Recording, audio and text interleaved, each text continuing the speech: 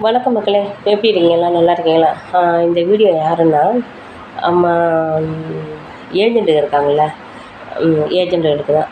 ஏஜெண்ட்டுகளுக்கு பெரும்பாலும் இந்த வீடியோவை நான் அப்லோட் பண்ணுறேன். இப்போ பார்த்தீங்கன்னா 12,00,000க்கு இல்லை 10,00,000க்கு 20,00,000க்குலாம் வீடு சொல்கிறாங்க. சரிங்களா? அது வந்து லோன் போட்டு கொடுக்குறேன்னு சொல்கிறாங்க.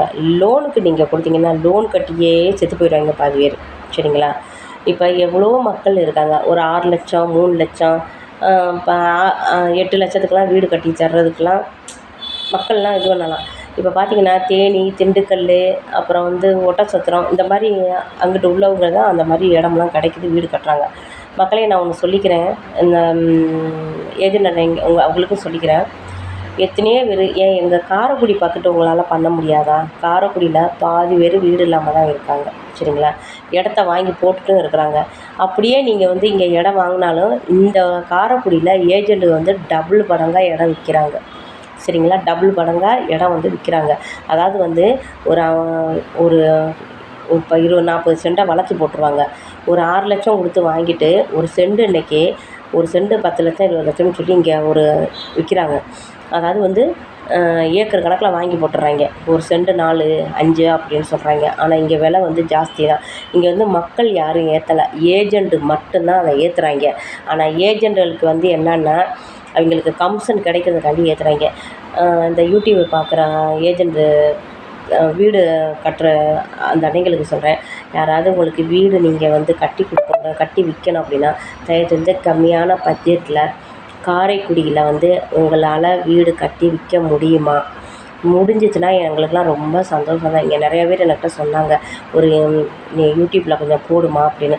தயவு செஞ்சு இந்த யூடியூப் மக்கள் நீங்கள் பார்க்குறீங்க, எனக்கு வந்து லைக் பண்ணுங்கள், ஷேர் பண்ணுங்கள். சரிங்களா? பண்ணிங்கன்னா கொஞ்சம் சந்தோஷமாக இருக்கும். ஆனால் நிறையா பேர் பார்க்குறீங்க, ஆனால் எனக்கு வந்து யாரும் நீங்கள் வந்து பண்ண மாட்டேங்கிறீங்க.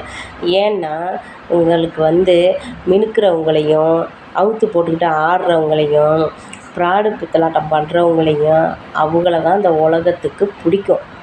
நம்ம வந்து மூஞ்சியை மட்டும் காட்டி நேர்மையாக வந்து நம்ம பேசுகிறோம் பாருங்களேன், அவங்களாம் எந்த ஒரு ஆணுக்கும் பெண்ணுக்கும் பிடிக்காது.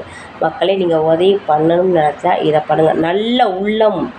நல்ல உள்ளம் இருக்கிறவங்க மட்டும் எனக்கு ஷேர் பண்ணுங்கள், லைக் கொடுங்க, எனக்கு கமெண்ட் பாக்ஸில் தயவு செஞ்சு எழுதுங்க.